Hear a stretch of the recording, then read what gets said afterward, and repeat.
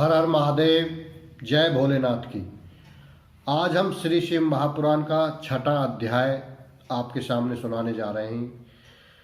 चंचला और विंगुद ब्राह्मण की जो उद्धार किया था शिव पार्वती ने शिव महापुराण सुनने के बाद में, उसके बाद में श्री शौनक जी बोले, हे मुने, आपके श्रीमुख से इस परम पुनीत इतिहास को श्रवण कर हम सब धन्य हो गए हैं। अब आप कृपया करके शिव महापुराण को श्रवण करने की विधि का वर्णन करें। अर्थात शौनक ऋषि जी बोले, हे सूत जी महाराज, आप हमें जो शिव महापुराण है कब सुनना चाहिए और किस माह में सुनना चाहिए, इसकी विधि क्या है, वे हमें बिल्कुल भावार्थ समय समझाएं, जिससे कि हमारे बुद्धि में यह भर जाए।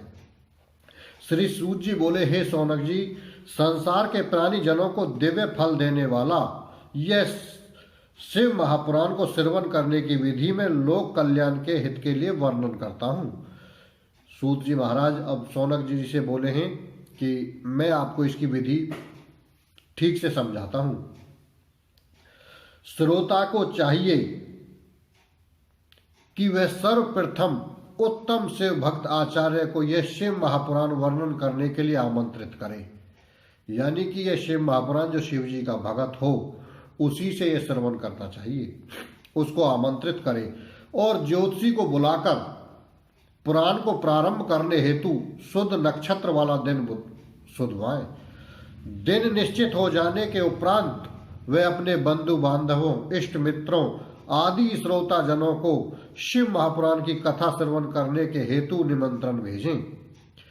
किसी शिवालय, तीर्थ स्थल, विल्प वृक्ष के नीचे, घर आदि स्थान पर कथा कराने की व्यवस्था करें। यानी कि जो शिव महापुराण है वो किसी तीर्थ स्थान पर करवाना चाहिए या वृक्ष के नीचे, घर पर या किसी धार्मिक स्थान पर कथा कराने की व्यवस्था करनी चाहिए। श्री सूत जी महाराज जी ऐसा कहते हैं। पृथ्वी को शुद्ध कराए, लीप कर सफाई करवाएं। स्थल को सुसज्जित करने के लिए चारों ओर गढ़े खड़े करें, पताकाएं बांधें, केले के खंभे खड़े करें, ध्वजाएं और वितान आदि से उस स्थल को मनोहर और दर्शनीय बना लें। तब वेदी बनाकर उसके ऊपर भगवान शिव का एक दिव्य आसन लगवाएं। कथा कहने वाले आचार्य के लिए उत्तम आसन लगाएं। श्रोता जनों को सुखपूर्वक बैठाने की इच्छा से सुंदर आसनों की व्यवस्था करें, ताकि कथा श्रवण करने में उनको तनिक भी कष्ट पैदा ना हो और वो आराम से कथा का श्रवण करें। आसन व्यवस्था करने में इस बात का विचार रखें कि वक्ता का मुख उत्तर की ओर, यानी कि जो कथा को सुनाएगा ब्राह्मण, जो कथा सुनाने वाला है वक्ता, उसका मुख उत्तर की ओर होना चाहिए और श्रोताओं का मुख पूरब की ओर हो तथा दोनों के मुख आमने सामने रहें। श्रोताओं के पधारने पर उन्हें पूर्ण आदर सहित स्थान दें। पुराण आरंभ कराते समय समस्त चिंता का त्याग कर अपने हृदय को श्री शिव चरणों में लगा दें। कथा प्रारंभ करने के लिए जब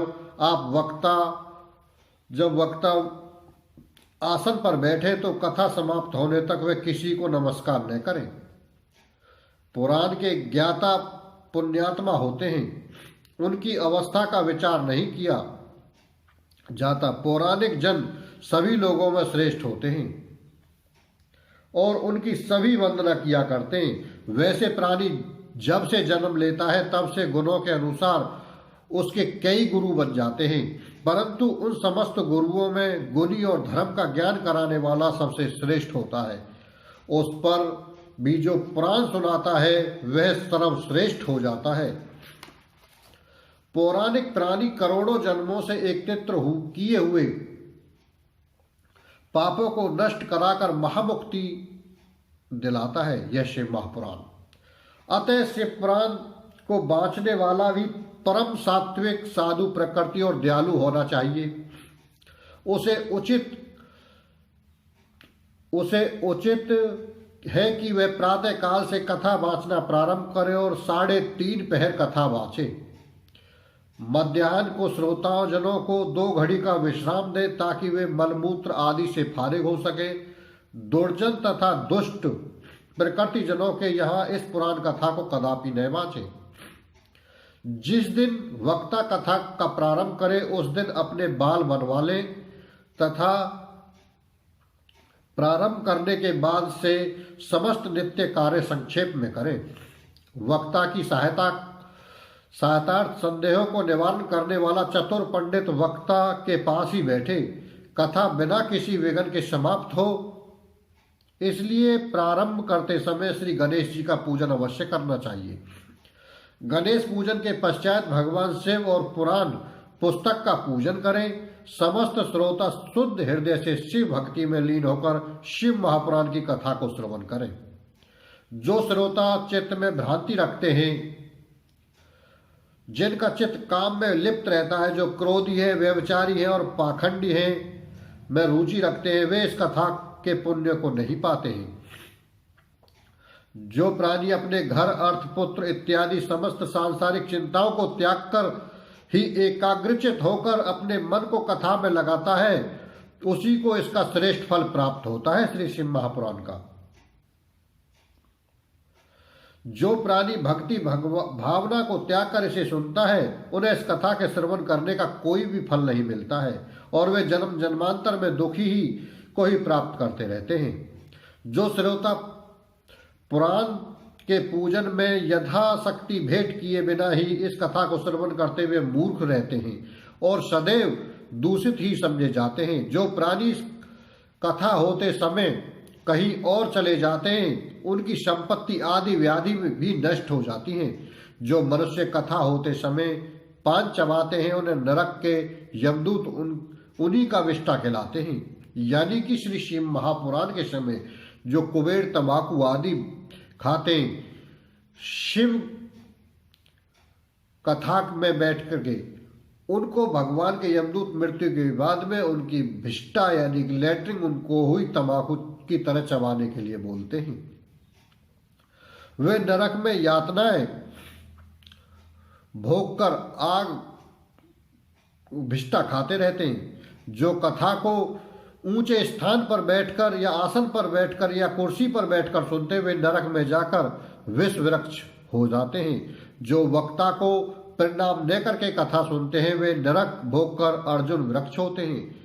जो लेटकर कथा सुनते हैं, वे नरकों को भोगने के बाद में अजगर होते हैं। जो वक्ता के बार बार आसन पर बैठकर कथा सुनते हैं, उन्हें गुरु सैया पर चढ़ने का पाप लगता है।